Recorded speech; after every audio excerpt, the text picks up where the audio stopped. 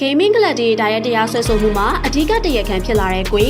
Dota 2ရဲ့အကြီးမားဆုံး International ပြိုင်ပွဲအဖြစ်နဲ့ TI4D ကစက်တင်ဘာလဝက်လောက်တုန်းကတည်းကပြီးသွားပြီဆိုပေမဲ့အရှုပ်တော်ပုံတချို့ကတော့အခုထိကျန်နေပါသေးတယ်။ Gaming Gladiator အသင်းဟာပြီးခဲ့တဲ့နှစ် The International 2024 တုန်းကဒုတိယနေရာအထိစွမ်းဆောင်နိုင်ခဲ့တဲ့အသင်းဖြစ်ပေမဲ့2025ခုနှစ် The International မှာတော့ပါဝင်လာခဲ့ခြင်းမရှိပါဘူး။ဒါကလည်းအသင်းရဲ့လက်စွမ်းမကောင်းတာတွေ qualifier မအောင်တာတွေတခုမှမဟုတ်ပဲအသင်းနဲ့ကစားသမားတွေကြားမှာဖြစ်ပေါ်လာတဲ့ပြဿနာတွေကြောင့် TI ဝင်ခွင့်ကနေနှုတ်ထွက်ခဲ့ရတာဖြစ်ပါတယ်။ပလီပခတွေရဲ့အစကလည်း Gaming Gladiator ရဲ့မြင့်လိန်နာကွင်းက public match တွေအပြင် social ပေါ်မှာ East Europe ကကစားသမားတွေကိုဆဲဆိုပြီးနှိမ်တဲ့အပြုအမူတွေပြုလုပ်ခဲ့ရကြောင်း GG ကအကြိမ်ပေါင်းများစွာတောင်းပန်ခဲ့ရပါတယ်။ East Europe ဆိုတာ Russia, Ukraine ကစားသမားတွေအများစုဆော့ကစားကြတဲ့စာပါပါ။ဖြစ်သွားတဲ့ GG လို့ TI ပြဿနာမှာကွင်းရဲ့အပြုအမူတွေကြောင့်သူတို့ရဲ့ main sponsor ဖြစ်တဲ့ EU Gambling Site Winline ရဲ့စီးပွားရေးကိုထိုက်ရိုက်တာထိခိုက်စေပါတယ်။ကွင်းကိုယ်တိုင်ကလည်းဒီ Russia တွေရဲ့ Winline နဲ့အတူအလုံးစမလုံးချင်တော့ပေမဲ့ GG organization ကတော့ sponsor ဝင်ရနေတဲ့အတွက်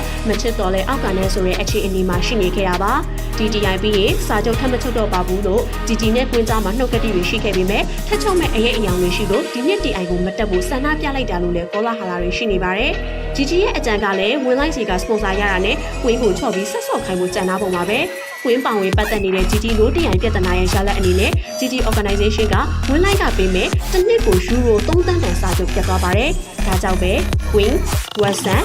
H တိုဖူးတို့ကိုယူရို9သန်းစီပေးချေပြီး GG No TI ရဲ့ရလဒ်ကိုတာဝန်ယူဖို့တရားစွဲဆိုမှုပြုလုပ်လိုက်ကြောင်း Gaming Gladiator ရဲ့ official website မှာအတိအလင်းကြေညာထားတာကိုတွေ့ရပါတယ်။ကွင်းဆိုတာကလည်းဘယ်အသိရောက်ပြဿနာလေးမီးမွေးရှာလိုက်ရမှနေသာထိုင်တာရှိရဆိုတော့သူနဲ့အတူပြဿနာတွေဆွဲပါလာတဲ့ Western H နဲ့တိုဖူးတို့ကဒီတရားစွဲဆိုမှုကိုဘယ်လိုရင်ဆိုင်သွားမလဲဆိုတာစိတ်ဝင်စားစရာပါပဲ။အခုကိစ္စမှာရောဘယ်ဘက်ကမှန်နဲ့ဘယ်သူကမှားတယ်လို့ထင်လဲဆိုတာ comment မှာဝင်ရောက်ဆွေးနွေးပြသကြပါအောင်နော်။